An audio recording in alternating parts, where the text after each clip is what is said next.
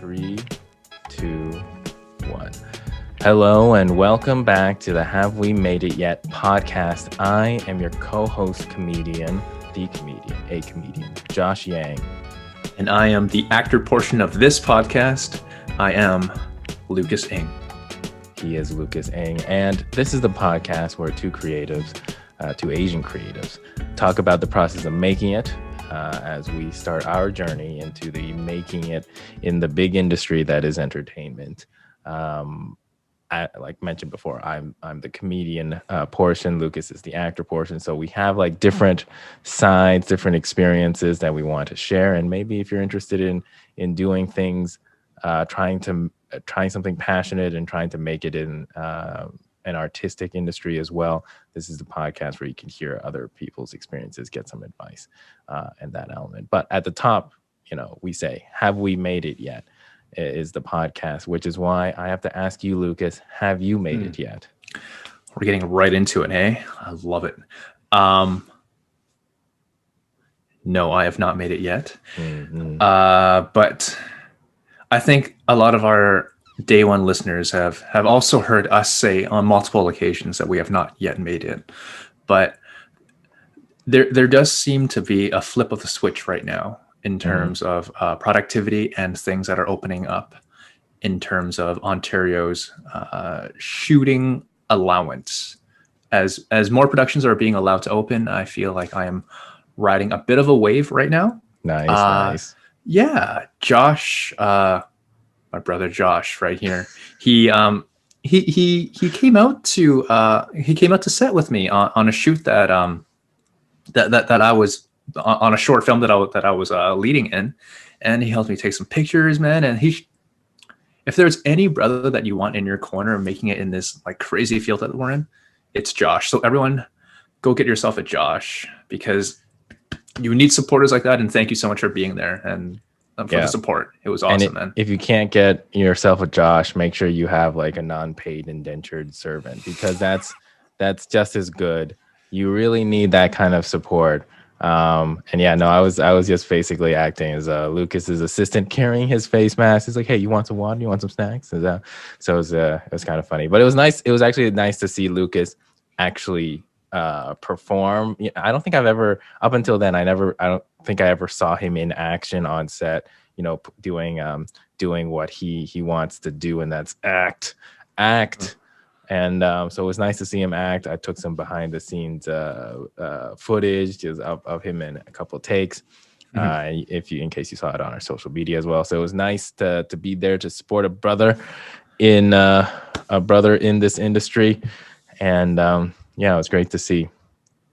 Aw, exactly. So everyone out there, get yourself a supporter, because you need support systems here in this wild industry that we're in. Oh, and also on top of that, there's other things are happening next week, which I'm really pumped about, and I can't say too much about it, but there is a flip of the switch that is happening. So I'm gonna ride that wave for as long as I can. So, but to you, Mr. Josh Yang, have you made it yet? I have not made it yet, but you know what? We're backing the comedy scene, baby. That's what's up. Because if there's a sound effect of like do. Anyways, so I finally did an actual show in front of audience members and stuff last Tuesday, I believe, and it was nice. It was like a show that another friend, Anna Law, mentioned or recommended me. We did the Fresh Rice comedy show. Of course, that said, it's also on YouTube, so go check that out. But we did that show back in 2020, and she recommended me for this other show. Unfortunately, I wasn't able to get on it in time. Last minute, there was a cancellation because somebody got sick, fell under the weather. So the producer just messaged me that day at noon. It's like, "Hey, can you do 10 minutes?" It's like, "Yeah, sure, I could do 10 minutes." I haven't done anything then. I was a little nervous. It was like, "Oh, this is all suddenly happening." But you know what? Fuck it. I was just like, I got to get back in there. This opportunity's presented itself. I can't say no. If I say no, then what am I even doing? I might as well leave this podcast, because I've been saying I'm making it, and if I turn this down because I'm scared, I can't live with myself. Well, I can Right. live with myself. It'd just be a little Yeah. disappointing, but I can live with it. Mhm. So yeah, it was like, okay, cool, I'll do it. 10 minutes, and then he said it was paid, and I was like, oh, really? Okay, I'll definitely do it. So it was nice to do that show. I had to throughout the day, I had to like write some new material because I realized my old set of polished stuff was about 6-7 minutes, so I had to quickly take a couple premises, try to structure them in a clear way, and it was nice. It was kind of like having some pressure, forces you to be creative and come up with something that works and not have to think too much about it, and then just try it and do it. So I wrote a few more jokes, tried them out. I thought they were good, and yeah, it was nice to be up there, do 10 minutes in front of a audience in the park. There were about 20 something people there, and I was first, so perfect. I just wanted to get it out of the way, get all the nerves out. And yeah, it went as well as I could hope for. Got a few laughs here and there. Of course, it's a park, and then nobody. I wasn't really. They weren't really warmed up per se. So there was a train going on in the back, so it was like, it was. Hey, that's the situation that a lot of these shows are finding themselves in, and rolled with it, and it went out well. So happy was able to get back, do some comedy, and little bonus, get paid. Nice. So yeah, it was good to be back out there. You're a professional comedian, man. God damn, Josh. No. You gotta pay taxes on that later? Oof. Oh, right. Yes. Well, no. Shh. Yes. You didn't get paid. Yes, I will pay taxes. Okay, and to move on to the next part of the podcast, today's guest, as I mentioned before, I'm a comedian. Part-time professional, whatever. Lucas is an actor, and our next guest today is a dual threat. And I actually met this guest. This is the first time I met this guest. We were actually doing a show together. It was maybe my third show after finishing off the comedy class that I did in 2019. It was I forgot exactly which club it was. It was somewhere. Absolute? It wasn't Absolute. It was just like a Monday night show in a pub, and I went on, and then I did my jokes, and then right after came on this next guest, and it was like, oh, sweet. It was like another Asian comedian, and it was, I guess, like I hadn't seen as many before since just getting into it. I've seen a couple here and there, but this was a new comedian who came on, and yeah, it was nice to have more representation on the stage. And yeah, so we appeared on the same show there, and next time I saw him, he was performing at I believe it was Asian Comedy All-Stars show at the Rivoli, maybe a month or so later. And then from there, that was kind of also just reintroduce myself to him, or actually introduce myself to him there. And that was also the place where I met Vong. And then from there, things kind of rolled into doing Fresh Rice Comedy, and then seeing our next guest occasionally doing similar shows throughout Toronto. The last time I saw him we did a show at the Einstein Pub, which I got an email recently. They closed down for sure. So like, oh shit, that show doesn't exist anymore. But we did that show. It was the night of the Oscars where Parasite won, and I totally forgot that the Oscars were that night, so missed that big moment in Asian entertainment. However, Ronald and I had our own moment in Asian entertainment that night. Oh, I might have given it away. All right, I've given away the name. Let's just introduce him. He is a duo threat. He's a teacher by day, stand-up comedian by night. Please welcome Mr. Ronald Hae. Woo! Woo! Thank you so much, Josh and Lucas, for having me on the show, man. How you guys doing? Fantastic. Great, man. Great to have you on. And like I said, essentially in my career in comedy, you were there in the beginning, whether you realize that or not. Wow, I am honored to be there when on your rise to stardom. On our rise to stardom. Our rise to stardom. A rising tide, and lifts all ships. Lifts all Asian junks. We have to spin it in a way that works for the culture. Anyways, Ronald, Thank you for coming on. And the question that is on everybody's mind, have you made it yet?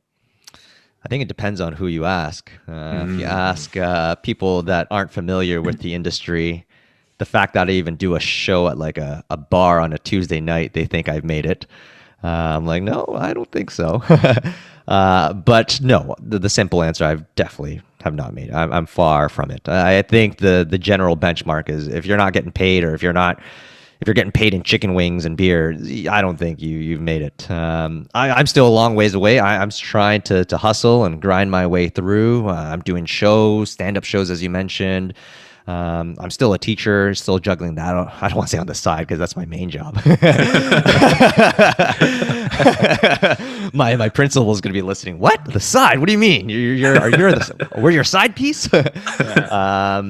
But no, I'm definitely still trying to make it. I'm running a podcast myself, still trying to grow that. I got a lot of work, man. And with the pandemic now, I don't want to say over, but at least the world is slowly starting to open up. It's allowed me to go back out there and hustle and chase my dreams and get back on that horse, you know? Absolutely, man. And especially as a teacher, just to introduce that part, like Ronald has been a teacher at Appleby College, I believe. And through that like teaching experience, obviously for the last year and a bit, it's been super hectic for teachers all across the world.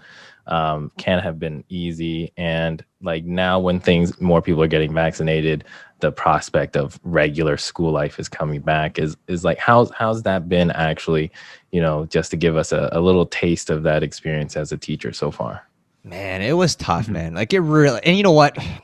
I think I definitely had it better than a lot of other teachers. So I try not to complain too much because I know looking back, I definitely had a better experience, I think. But again, not to downplay the pandemic, it was not easy for teachers or students. I work at a private school, so I'm fortunate enough to have some incredible students. I have an incredible leadership team where, they invested a lot of money into things like plexiglass technology to make learning a lot easier for students and teachers. And my students, I teach grade 11 and 12 accounting. So my students, they're very self-motivated. Like I don't have to push them too much. So there wasn't a lot of chasing. So it definitely made things easier on my end, but you're still not as a teacher delivering the same product that you normally would in a regular classroom.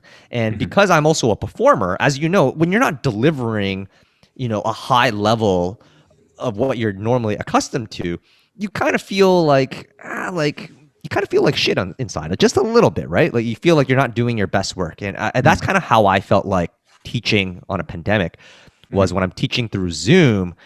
I'm like, oh man, like I don't think the kids are into me right now. I don't think I'm doing my best work. Cameras are sometimes off. You don't really get the same feedback.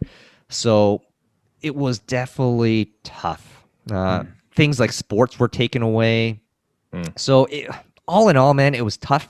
But I hear stories from like other schools and like the public school board, and man, it was a gong show. Like it was an absolute gong show. So relatively speaking, I think I had it pretty good. Man, yeah, no, and definitely difference between private and public. Some advantages here, some disadvantages there, but probably in terms of an organizational stance is like a lot clearer in a private structure than a public structure, because probably in a public structure you'd have to wait for a bunch of different like decisions to be made on a public policy level before like you can really execute, whereas in private you can, I guess, execute your decision making a little quicker, right? Yeah, absolutely. So I work in what we call like an independent school board. So we still technically follow the Ministry of Education. So there were still a lot of things where we had to wait for the government to tell us of what we can and can't do. But you're absolutely right. We do have a little bit more flexibility in terms of making other decisions, things like how we're going to spend our money. So we're able to move quickly on that. Whereas I think certain school boards and even individual schools, it just moves slower because you're moving as like 15 schools at once. It's like the Titanic, right? It's just bigger and it's just harder to make decisions and slower for things to happen. Whereas us, we're just one school and we can kind of make decisions a little bit quicker. Nice. Speaking about just all your different skill sets that we already alluded to, like being a comedian, a teacher, and also I saw that you were also a lecturer at Ivy too before. Oh yeah. Yeah. So between those three skill sets, although they all do seem like somewhat related too, uh, how do you find time to rest between those three skill sets? I rested the last 2 years, man. I'm ready to go, baby. Dude, the pandemic, I'm full of energy. I'm ready to go. But you're absolutely right, man. Like, Uh-huh. I was dating a girl pre-pandemic. We dated for about 3 years, so she kind of saw me kind of get into all of this. And the one thing she kept always saying to me was like, "Man, like I don't know how you are doing all this." Because I would come home from work, I would go out at night, do my shows, get home at midnight, wake up at 6 o'clock, do it all over again. And the one thing I was saying to one of my colleagues, his name is Chris Patterson. He's part of a band called the Arrogant Worms, and Oh, okay. I had him on my podcast, and I asked him a very similar question that you just asked me.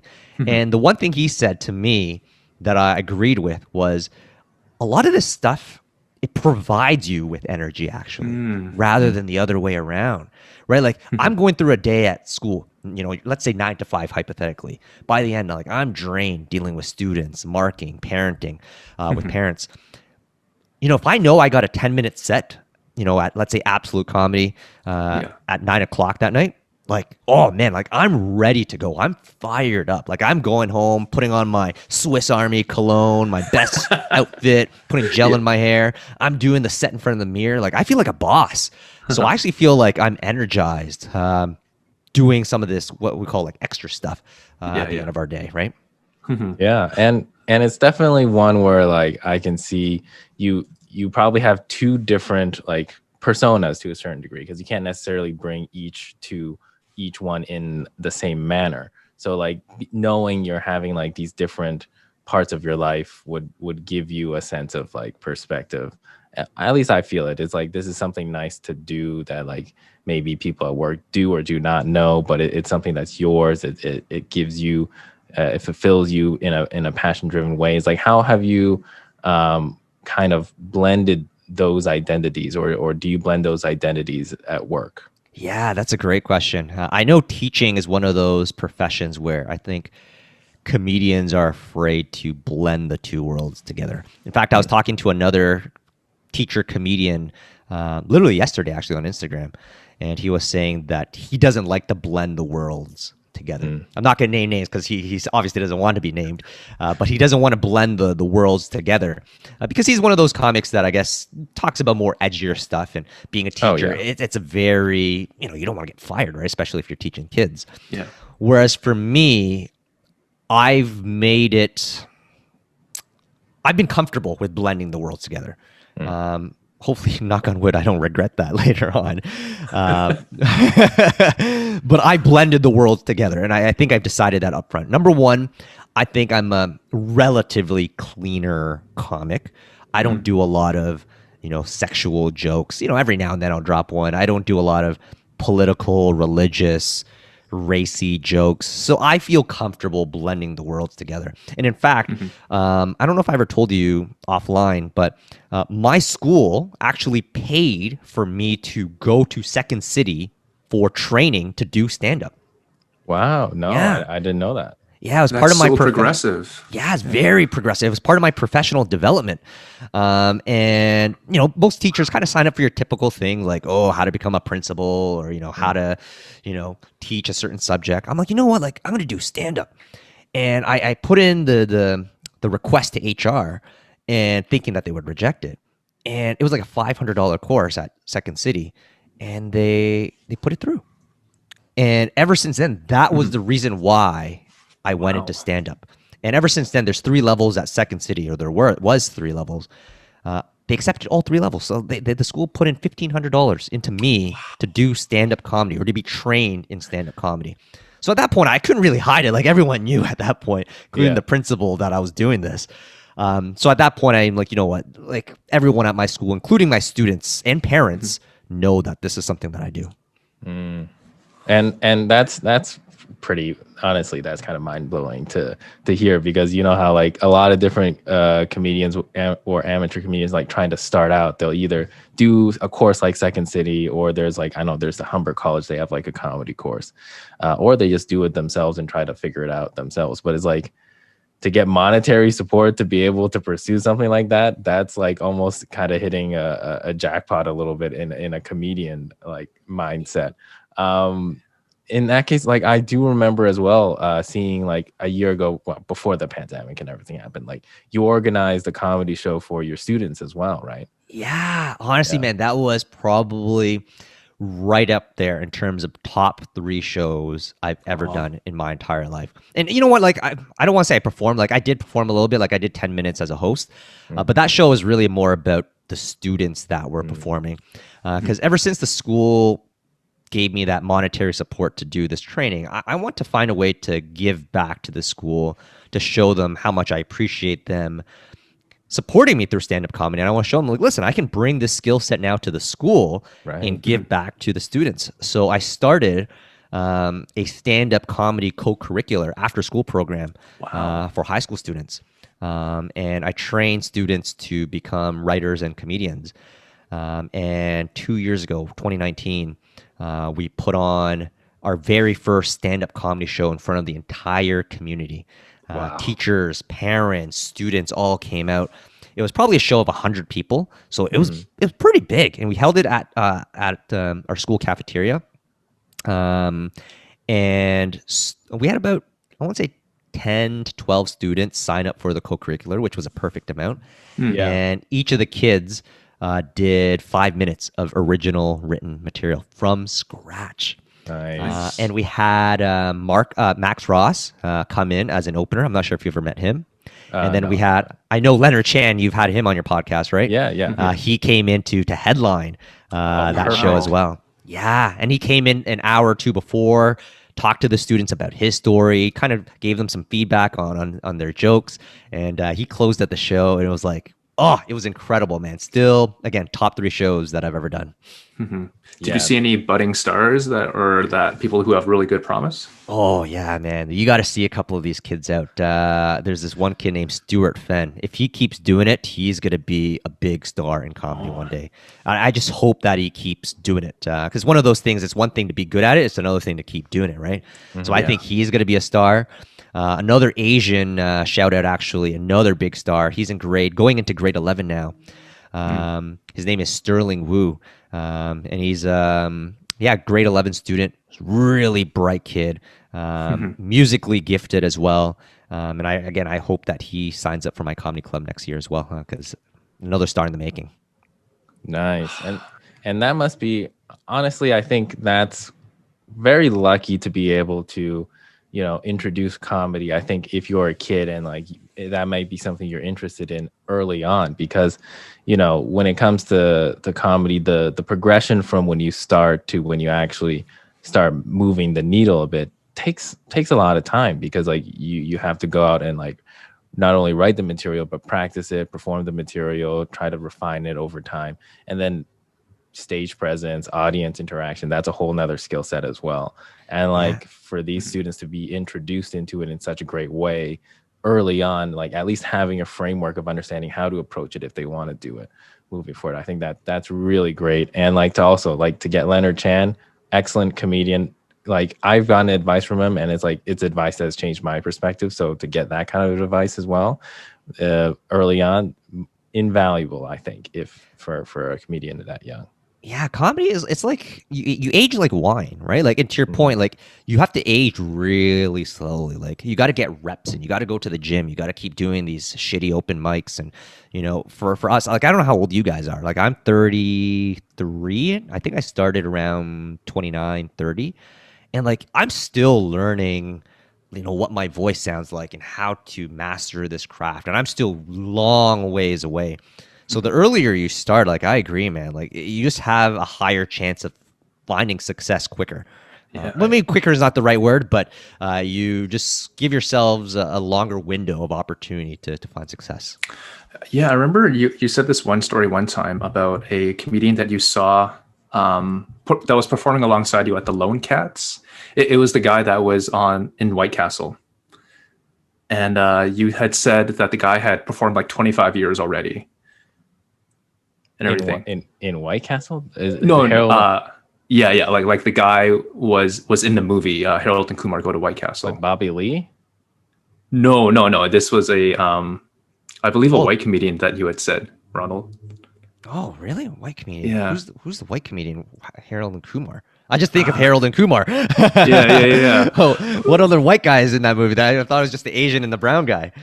But I just remember you had said like it literally does take time. Like you had by then did it for about 5 years, but this guy had done it for 25 years, and you're like, oh, okay, this is what it takes. It actually does take a lot of time to eventually to destroy a room sometimes. Oh, you know what? That doesn't surprise me. I feel like that's almost every comedian, right? It takes a long time to get there. And if going back to Leonard, right? You hear his story, right? Like, it took him a while. Like, he's 7, 8 years. I think that's around how long he's been in now. Maybe 9. Yeah, like that's a long time to invest. If you think about 7, 10 years, like that's a long time of your life investing into this craft of writing jokes. And you're right. Like if you think about some bigger comics, who was it? I think Bill Burr, he was a comic that didn't really blow up until like maybe in his 40s. Right. You're like, holy shit, man. Like imagine waiting till 40 years old to blow up. Like that's a long time to stay committed to a craft. So, the earlier you start, it just gives you a better chance to finding out that success and what that formula is. I did notice that one of the guys that you really do look up to is Jerry D, since he's also a teacher and also a comedian right now too. Yeah. Any other, you had mentioned Bill Burr already, but any other musicians or comedians or actors that you really look up to inspire your craft? Oh, dude, there's so many. Obviously, the big ones I think everyone knows about, right? Like, you got your Dave Chappelle, Jerry Seinfeld that everyone grows up on. Jerry D, I'm a huge fan of just because, I can relate to his material. He's Canadian. He used to be a teacher. So a lot of similarities I see with that. So, of course, Jerry D. But a couple of guys I think in the comedy world we would know about, but maybe not so much if you're not a big comedy fan. But I always encourage people to look at, these are my top 3. I don't want to call them B-list celebrities because in my world they're like all-stars and they're like legends. But lesser known, Mark Normand. Oh my God. I don't know if you heard of Mark Normand. This guy is killer. He actually opened for Jerry Seinfeld about a year or 2 ago. Yeah. Jerry Seinfeld, like this is my guy coming up. Mark Normand, he has a special out on YouTube. Another guy named Joe List. He's also a huge deal. And probably one of my favorites, Nate Bargatze. All these guys. He has 2 Netflix specials out actually on Netflix. Yeah. I've seen all of these guys live at Buffalo when the borders were open, and they all have specials out. And let me tell you, these guys are hilarious. And I encourage people to listen to those 3 people if they haven't seen them yet. Nice. No, I would agree. Like all those comedians I've heard of, I've seen. They've got a pretty great presence on social media as well, and that's like a whole nother part of the game now when it comes to like comedy, social media, being able to have and grow your own audience there. I mean, to segue kind of into another element of like growing audience, right? Like Ronald, you started a podcast called the Teacher Hotline. I think you're into like 20 something episodes. 20 episodes, 20 episodes in, man. Yeah, and it's knowing like we've done this podcast for like a year and almost a half now, so we know like how that process is to start something off and like try to really grow it. And like the Teacher Hotline is a podcast that focuses on teachers asking questions and like bring guests on to answer those teacher profession related questions, which is interesting because I've never heard or like seen any other podcast that touches on this specific topic. And it's like, it's not really a comedy specific topic. So can you like run through like what really motivated you to create this podcast and what's like the drive behind it? Yeah. The drive, if I'm being frankly honest, was the pandemic. Yeah. And, from you guys, both of you would probably know very well that with stand up, and I'm sure Lucas, you're an actor, right? Like I'm sure just work was stripped away from you during that time. So you know, guys like us, the three of us, we thrive off of being creative. And I just sat around and got to the point where I'm like, I can't just sit around and do nothing anymore, man. Like you got to stay sharp with writing and your creative abilities. So I thought, you know what, I'm gonna start a podcast. And I didn't want to do a comedy podcast because if I'm being frankly honest, there's just so much out there already. Every comedian has a goddamn podcast. And I'm like, I don't even know what premise I would have. Like, I just don't want to be on a mic just rambling for an hour. And that's what I love about your podcast is there's like a premise behind it. And every joke, there needs to be a premise. And your premise is, you know, have we made it? And you bring in all these different experts and people that have, whether it's in music, comedy, or acting. And I think that's a solid premise. And I'm like, I need a premise first. And my premise was, how can we answer questions for teachers that teachers are constantly thinking about, whether it's inside or outside of the classroom. So very similar to like those old school radio shows where like people call in and say, "Hi, my name is Joe and I have a problem with my plumbing today." I bring in Joe, someone from, you know, the plumbing world, and we kind of answer that question online. So that's kind of where my premise came from. I'm like, you know what, there's some legs to this. And yeah, like it doesn't take much to start a podcast, right? You, as long as you have a good editing program and a good laptop that can hold MP3 files and buy a microphone for $100, you're ready to rock and roll. So I started it. I'm 20 episodes deep. I actually just got off an episode right now with probably my biggest guest up to date. I got this author named Andrew Hellum who authored this book called Millionaire Teacher, who sold like millions and millions of copies of this book. Wow. So I'm trying to get bigger guests now on my shows. And but you know what? I'm curious to hear your perspective because like right now, because I'm 20 episodes deep, like if I'm being honest to everyone, like I'm getting about roughly 100 to 200 downloads per episodes, right? Like to me, which at the beginning was like, all right, this is kind of cool. But now I'm like, I'm hungry for more. And I hear podcasters get like thousands and thousands. And I'm like, and I know it's not realistic to get that many at the beginning. Well, I'm curious, how did you guys handle that initial hump? Like what motivated you guys to keep going when you're trying to build your listener base? Because I'm still trying to gain listeners, but it can be frustrating sometimes when you don't see large numbers out the gate. Yeah. I mean, for me, like what kept me going was just the opportunity to talk to my friends during COVID. That was the whole thing. To be honest, like if people want to like understand how this podcast works, like Josh is more on the like he puts up the stuff, he looks at the metrics and everything like that, so he knows the numbers a lot more, whereas I'm the one that records it, edits it and everything like that, and then hands it off to Josh.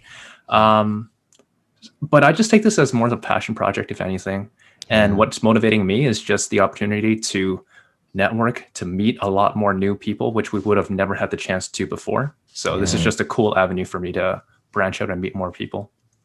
I love that. Yeah, no. And I think in terms of like metrics, like I agree. When you start a podcast, I think anybody who starts a podcast is like kind of tempted or, you know, seduced by the idea of getting like, ooh, thousands of downloads. Ooh, I want my podcast to be like so many people are listening to my podcast. But if you're really just starting a podcast and you like share it on your own social media, like it's only going to go to people you know, right? Like it's hard to penetrate outside of your immediate bubble of your networking contacts. And I think that's really the game of it, in the sense where it's like some other like bigger, more established like celebrities or comedians also started new podcasts during the pandemic. And those have gained a lot of traction because, you know, they already have their own audience pre-built. So they can just put that content directly to an audience and get downloads there.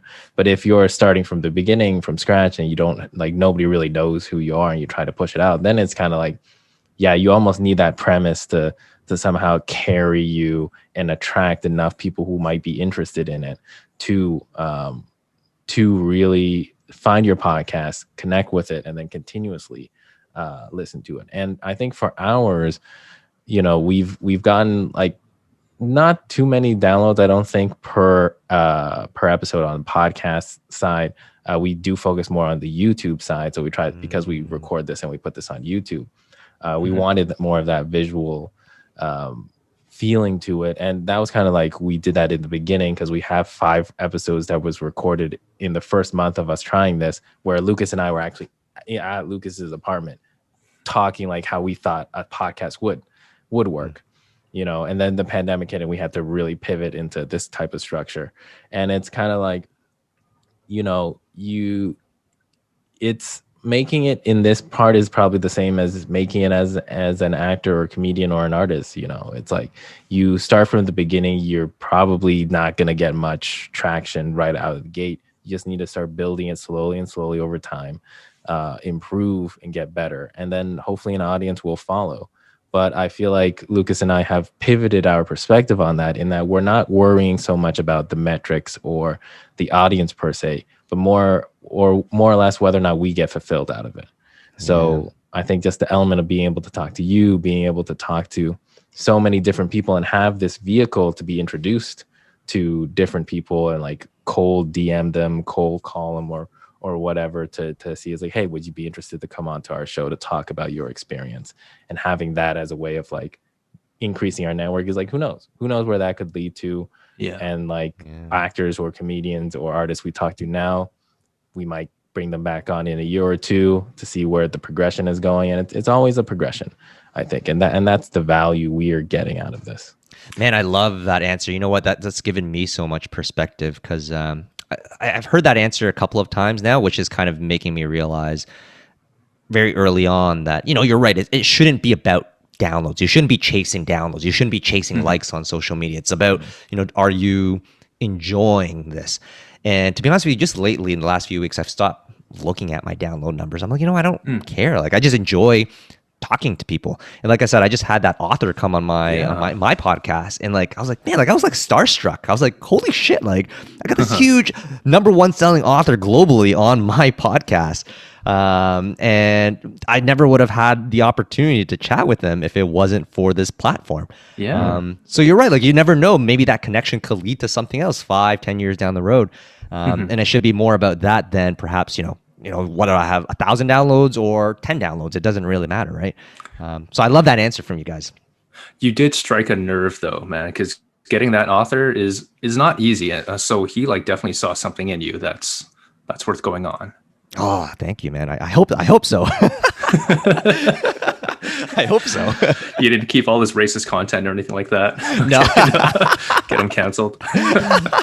Yeah. I mean, I think another element that helps, because like both of our podcasts are more guest driven podcasts, is that like the more people we bring in from different, you know, backgrounds, different professions, different like networks, and like they share our podcast, you know, on their social media or through their networks as well whenever their episode comes out, that also is kind of more of an organic way, in my opinion, of like growing the podcast, just showing it to different audiences. Yeah, I've started doing that. Like at the beginning, I was just kind of inviting my buddies on, and some of my friends have like 20 followers. Sorry. No, that's cool. And then I started bringing on, some like bigger name guests. And yeah, like it starts expanding my network into their networks, and hopefully I'm able to get some of their following into my listening base. And I'm starting to see a little bit of growth, and it definitely helps. You're absolutely right, man. Now that I think about it, I assume there's definitely teacher conferences, like education boards or whatever that set up these conference events. Like maybe in the future, like you could totally do like a live podcast recording at one of these events and like have a guest come on, and then because like literally you'd be doing the podcast directly to other teachers, and that's your audience, right? Like you just need that's teachers. So smart, man. That isn't. I never even thought about that. Do I need to pay you for that idea, or no? That's a hey. That's a have we made it yet? Gift to you. You know, all, as I said, all, you know, tides lift Asian. A rising boats. Tide lifts. Yeah. Josh doesn't even I know. I totally forgot. But I think, you know, I just thought of that now. It's like I think that might be a great opportunity because like you're a teacher as well. Like that just seems like a more direct way of doing it. Whereas like for ours, making it is like everybody's making it. Where do we do that? But I think maybe that could work for you because I would imagine that's kind of like the thing. If you're answering teachers' questions, I could totally see it where it's like teachers just after school, like if they're marking, they just put on your podcast and be like listening to it as they're, because it's like kind of teacher related stuff if they have any And that's questions. my hope, right? Like, a teacher is driving home from work one day, picking up the kids. That's why I try to keep the episodes roughly 30 minutes, because that's maybe what a commute time is like. But like I like that idea of like perhaps going to these teacher conferences and maybe even doing a live podcast or just even advertising there. Those are probably avenues I'll probably start exploring once really a lot of the stuff starts coming back.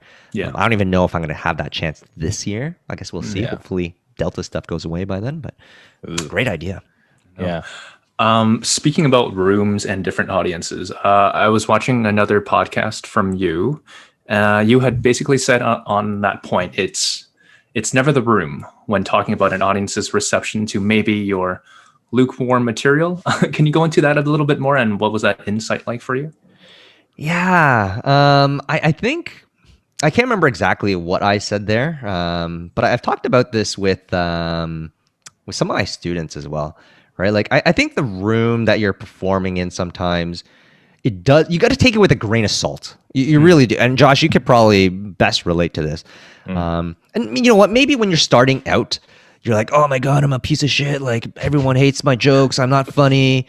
But then kind of as you get some more experience under your belt, you start to realize like it's not the room. Like you gotta realize the audience that you are performing in front of. Number one, is the comedy being forced onto them? Number two, are they paying for it? Number three, are you doing comedy like, in a park versus like in an actual comedy club? What's the lighting like? What's the sound like? Are you performing with the microphone, or are you just yelling into the air? Is it an older crowd? Is it a younger crowd? And not all your jokes is going to resonate with everyone. Like I've done a material in front of a crowd before, and like I ate shit. And at the beginning, I'm like, yeah, I was really hard on myself. And later on, I've realized like, no, like this is you. Like this is you. You don't find this funny, and I'm okay with that. So I think I've gotten a little bit more perspective in that sense, to not take the room too personally. Because again, Josh, you could probably relate. Like an open mic is very different than an actual paid comedy show at a club, and you could be doing the same joke the exact same way and get a very different response.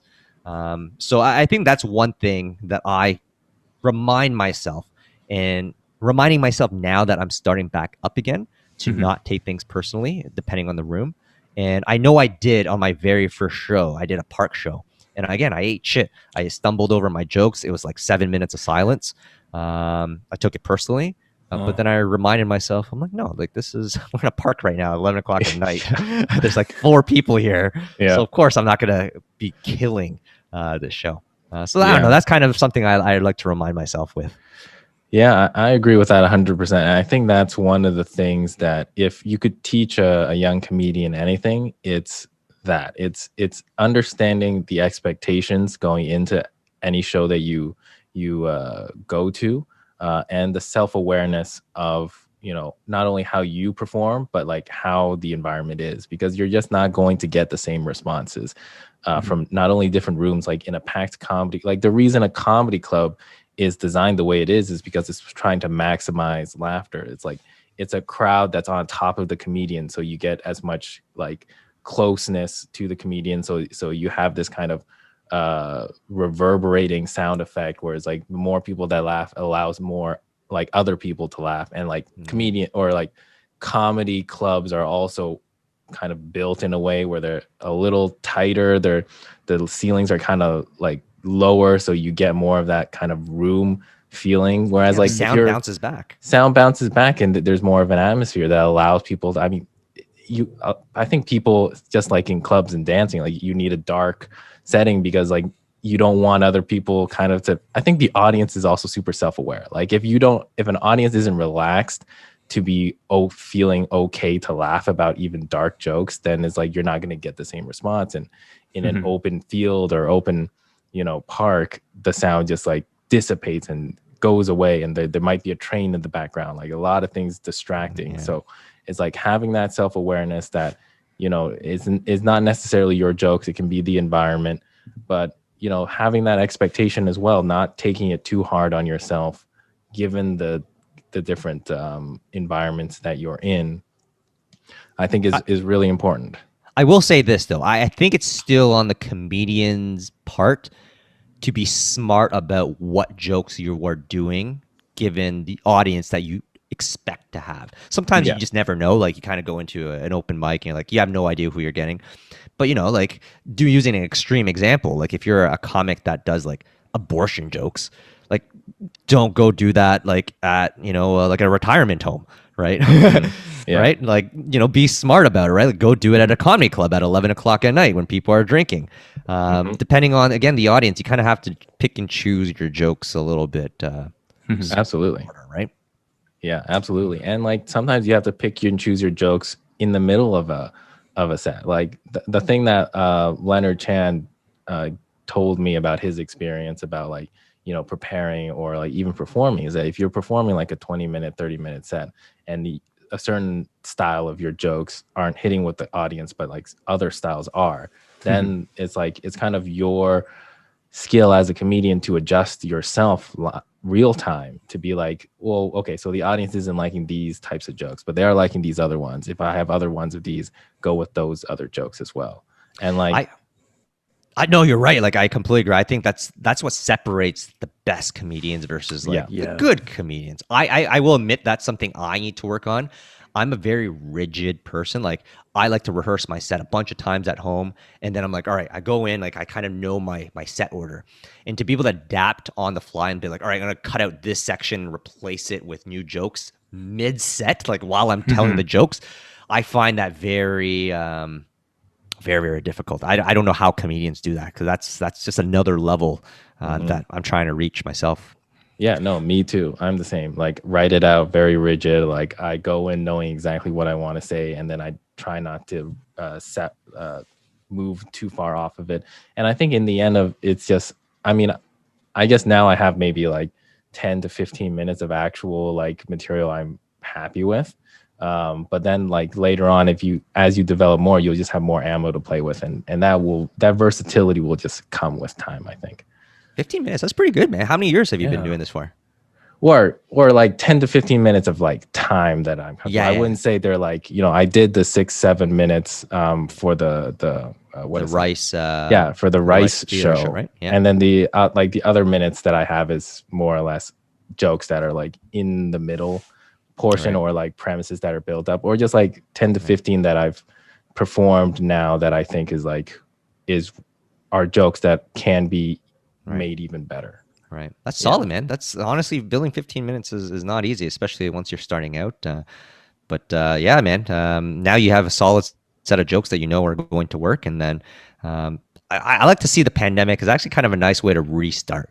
Like I personally, I don't know about you, but I've started to just like, I don't want to say set aside my old jokes, but I just don't even touch them anymore.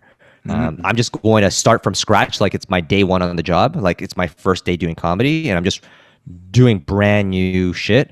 And if it doesn't work, then it's like, well, crap. Like I don't want to be able to lean on my old jokes, and I only pull those out if I'm doing like a gig where I need 30 minutes, or if I'm doing like a club show to impress someone. But other than that, I'm like, you know what? I'm going to start from scratch. Yeah, like speaking of flexibility, I saw that one of your goals before was to be on stage at least like once a week or so. How did COVID like really affect that, and how have you had to pivot in the last 2 years to still get that performing time? Oh, I haven't. I haven't been able to is the simple answer. At the beginning, I don't know if you guys did this, like did a lot of like Zoom shows. And those were, again, depending on who you ask, I found no value in them. I did a couple of them to see what they were like, and I saw a lot of comedians do it. After a few times, I'm like, I just can't do this anymore, man. This is just a waste of time for me. Now that the world has opened up again, there's still not a lot of shows compared to pre-pandemic, but I think there's enough shows out there to kind of get your feet wet.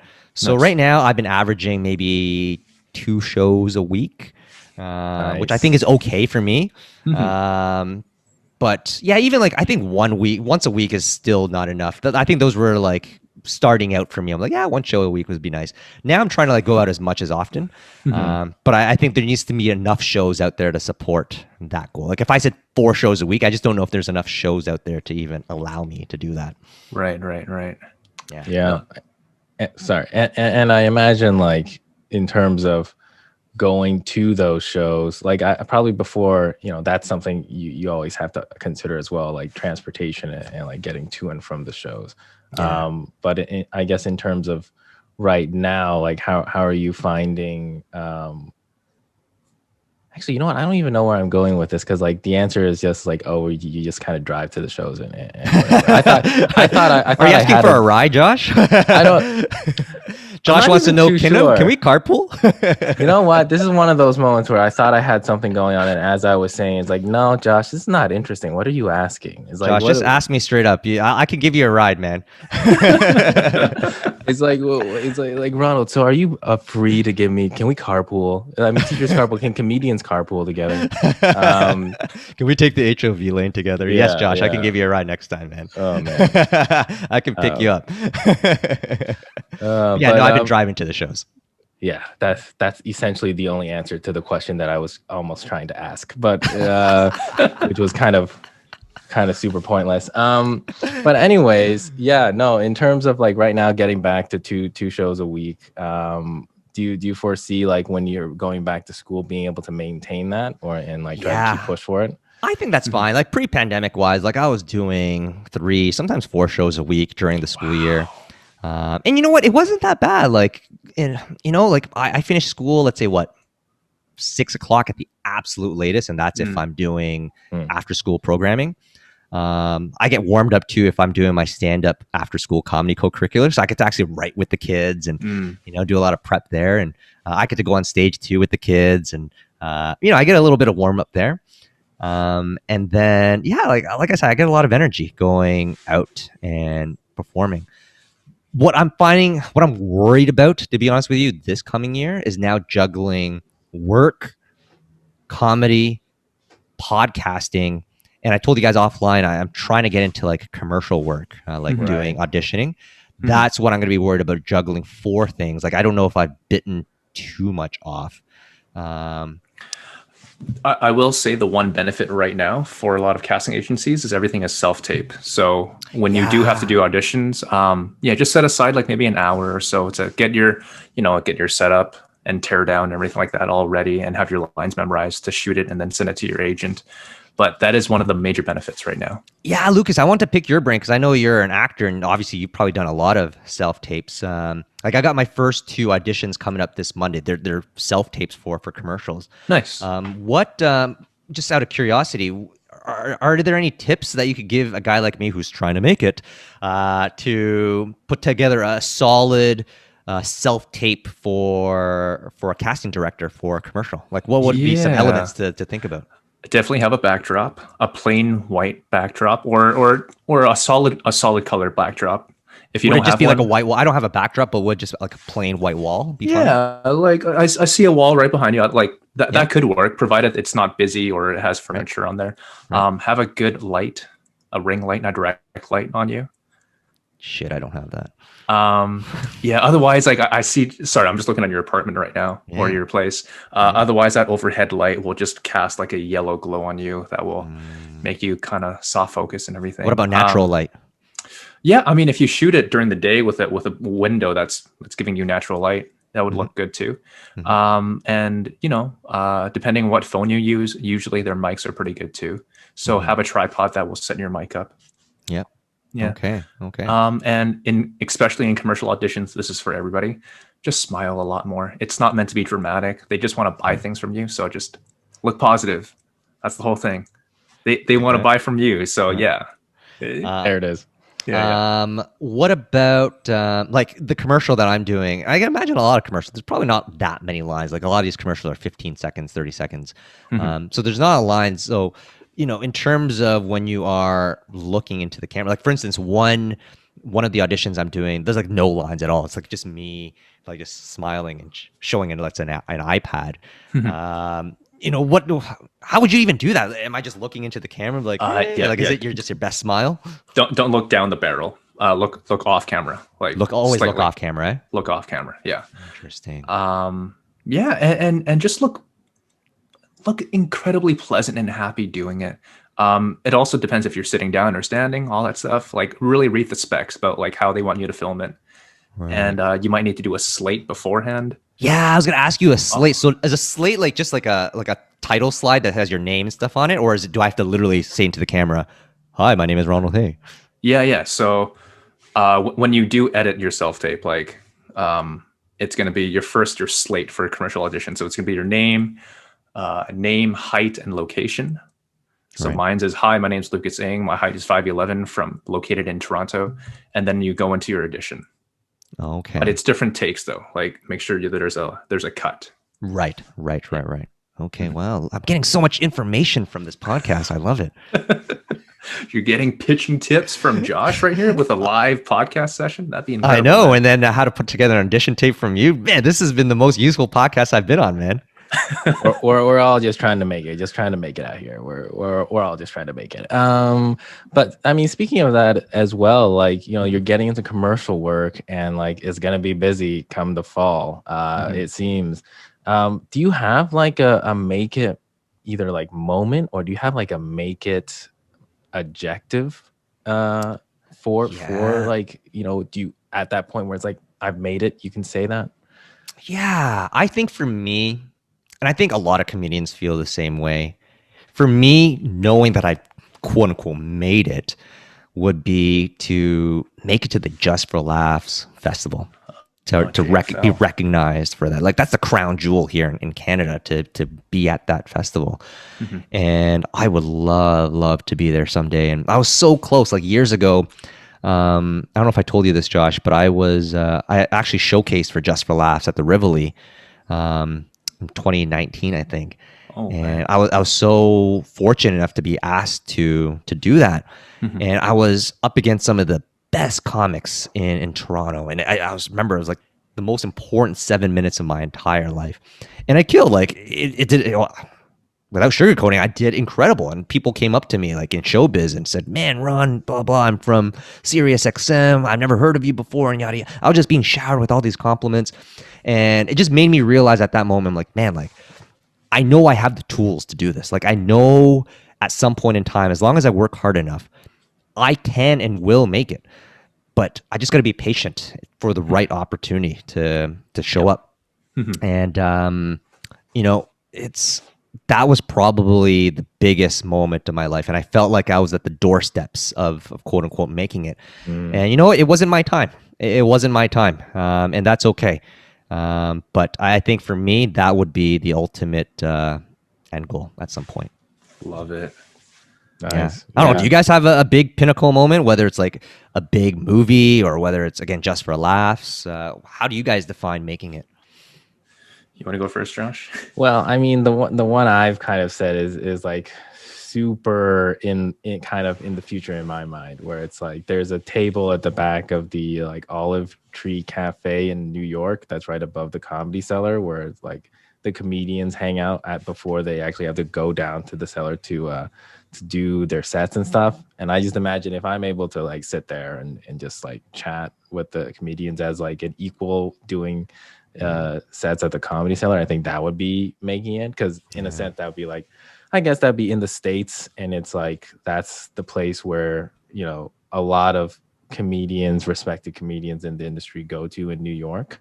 So sitting there, I think that would be like my making it moment.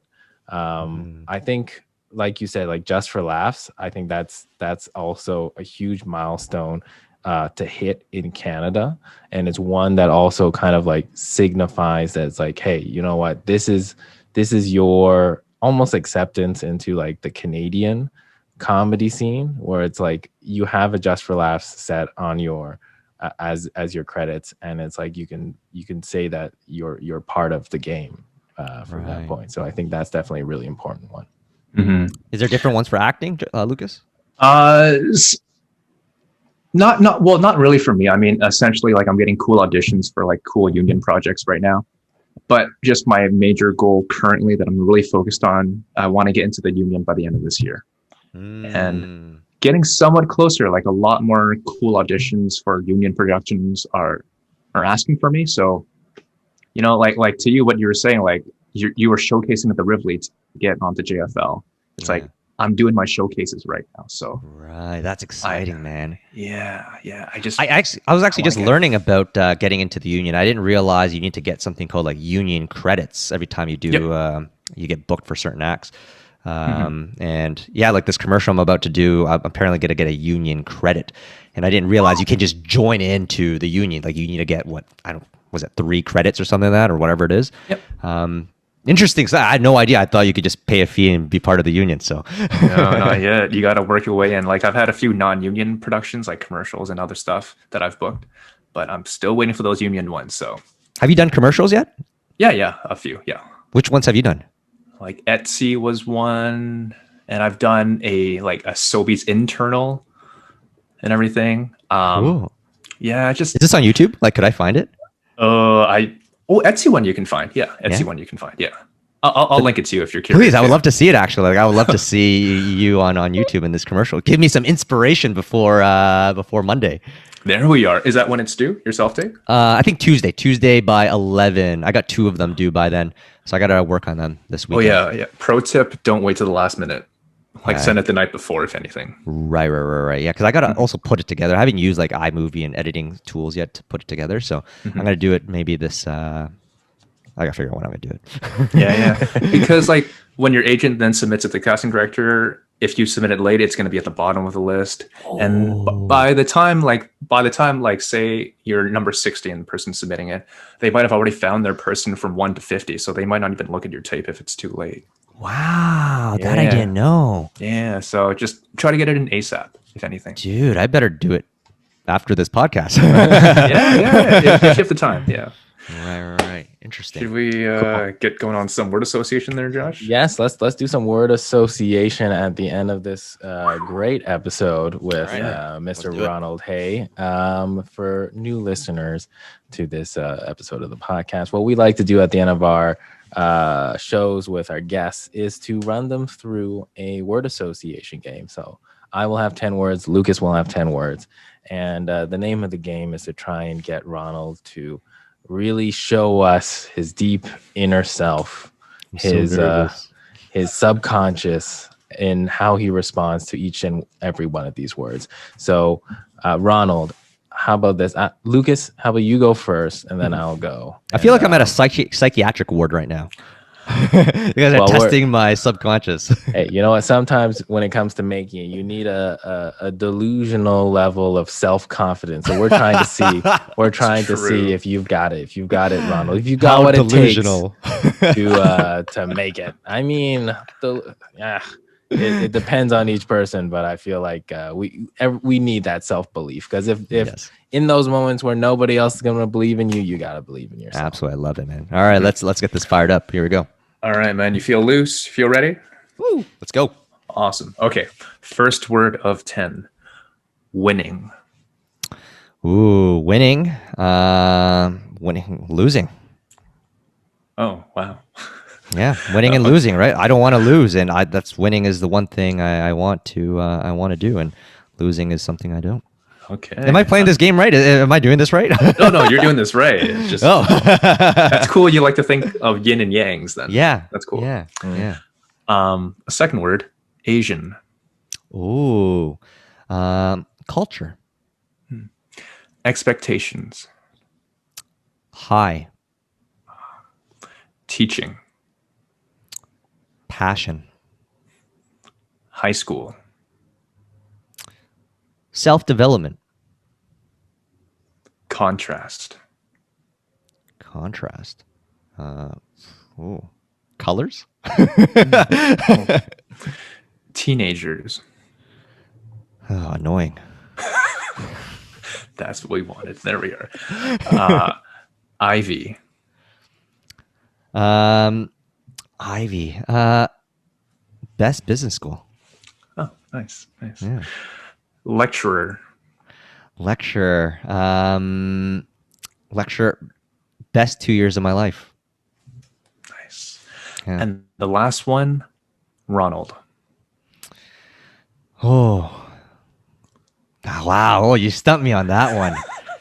I feel like I want to just say how I would identify. And I feel like I identify as, a teacher, a comedian, a podcaster, you know, someone that's caring, someone that has high expectations of myself, and a family member. Yeah. Ooh, Love that. We got Love a little introspective there. It's like know thyself, know thyself. Awesome. All right, let's go with my 10 words. And Lucas threw me a bit of a curveball there because he actually used one of my words, so I'll have to pivot. Oh because shit! I did. Hey, you know what? That's okay. It's not like we do this. It's not like I have the same words every time. But okay, all right. Let's do this. Okay, Ronald, clear your mind. Your first word is childhood. Lucky. Banana. Milkshakes. Son. What type of son? Like the son, or like son as in I am a son to a father? However you interpret that phonetic word. Oh.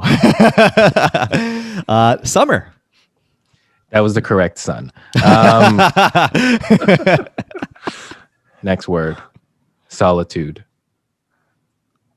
What the hell, solitude? I don't even think I've ever used that word in my vocabulary. I'm gonna sound like an idiot as a teacher. Solitude. What the hell, solitude? Like kind of like when you're by yourself. In like by yourself, eh? Yeah. Like solitude. Pandemic. Pandemic. Yeah. Goal. Gold. Sorry, I guess I screwed that up. Your word is goal. Goal. I feel like I'm at like a spelling bee right now. Yeah, goal. Your word is goal. Goal. Goal. What we talked about earlier, just for laughs. Next word. River. River. Kayaking. Circle. What the fuck? A circle. Triangle. Nice. Next word. Kumquat. What? Are these? Is that a real word? Kumquat. Kumquat. Kumquat. That sounds very sexual. It does, and that's why I like using it, because it sounds sexual and confusing, but it's a fruit. It's a fruit. Oh, I was gonna say porno. See, that's what it is it tricks you into saying things that like you think it sounds, and it makes those connections, but it's funny that it's actually a fruit. Oh, it's a fruit. All right, well, I'm gonna go with porno then. Kumquat porno. Perfect. Next word. Victory. Sports. And finally, finished. Oh, goddamn, I get to have lunch now. Yeah, because it's been a couple hours of just nonstop podcasting. It's what we've got Ronald under. Anyways, thank you so much, Ronald, for coming on to the podcast. We really appreciate it. Please let us know where people can find you on social media, what you have going on in terms of shows. Definitely let us know about the podcast where we can find it when it gets released. Yeah, you can listen to my podcast called the Teacher Hotline on Apple, Spotify, Google Podcasts, really any streaming platform that you use out there. You can find it there. We release every single Monday, so go check us out. You don't necessarily have to be a teacher. A lot of the topics actually relate to the general public as well. So that's great. In terms of online, you can find me on Twitter, LinkedIn, Instagram, Facebook. You can find me at Ronald Hae, RONALDHAE, or at the Teacher Hotline on Instagram or on Facebook. In terms of what I got going on, honestly, nothing too big right now. Like, I'm still trying to build up my act. I'm trying to work on my brand new 10 minutes. So I'm going to a lot of just like smaller open mic shows. So nothing too big where I would want to invite people out to. But if you're ever around, you follow me on Instagram. I do post some of those shows sometimes, so you can check me out and try to just work out some of that raw material, and hopefully turns into gold one day in the future. Nice. Yeah. Absolutely. Definitely interested to come out and take a look as well. Lucas, what are your handles? Where can Just before I do my handles, I did see one of your set at the Rivoli. It was at the Asian Showcase one. Yeah. It was fucking hilarious. So Oh, everyone thanks, should dude. check out Ronald. He's awesome. Thank you, man. That means a lot to me, buddy. Oh, no problem. Yeah, everyone can find me across social media at Lucas John Ing. Again, NG is my last name, just 2 letters. And Josh, where can people find you? At Josh Yang Comedy across all social media. Also, don't forget to listen to the Sleep with Josh podcast, which actually I forgot to say at the top. The Sleep with Josh podcast has hit 10,000 downloads. In total. So, congrats, man. yeah, it just happened yesterday. And again, like, Ronald, if you got a solid premise, it kind of just like grows itself. Because I'm not gonna lie, I've been a bad Sleep with Josh guy because I haven't. You've been sleeping with Josh? Because I haven't slept with Josh in like 2 months, so it's like I haven't put a new episode out. And but hey, it seems like it's still growing because I got enough episodes out there. But like we're coming back in August. I'm putting my foot down, Josh. Okay, Josh. So we're coming back in August. And it's a big moment. 10,000 downloads, managed to hit that. So just hopefully, dude, congrats! That's huge, man. Like I know that it's been so hard to get those downloads up, and the fact that you hit that many downloads, like that's a huge milestone, man. So congratulations, dude. Mm-hmm. Thanks. And I think the only thing that's really helping me is that because it's a sleep podcast and like everybody goes to sleep within a 24-hour like is it like a meditation type of podcast? Yeah, because it's like I read in my monotone voice. I read like really actually boring material. So like I've read the dictionary, I've read different laws. I've read it's like I don't know, you might like this. I read the Banking Act of in the 1930s. Dude, that is so smart. Yeah. So I've read that. I've like I've counted sheep for an hour. I've like on March 14th, I've read digits of pi for 31 minutes and 42 seconds. So it's like a bunch of random ideas, boring stuff here and there. I've read what is it? Grey's Anatomy, the medical textbook from like a couple 100 years ago. So like every episode is like me reading boring stuff. Genius. For half an hour. So you're absolutely right. You got to have a good premise, man. And that sounds like that's a solid premise right there. Yeah. And the benefit of it as well, everybody needs to sleep. So it's like if they just put it on every night, then those downloads keep racking up. So I've given myself a nice little handicap to my game. So wow, it's good. So check that out, Sleep with Josh podcast. Congratulations. We're out here. We're all out here trying to make it. And of course, follow this podcast as well on YouTube, across social media at HWMIY podcast. That's HWMIY podcast across all social media. Please like, follow, subscribe. And thank you again, Ronald Hae, for coming on to the podcast. Thank you so much, man. Appreciate you guys having me on. Thank Awesome. you. Check out his podcast. Go check out his comedy. And we'll see you all next week. In 2 weeks. Peace out. Bye.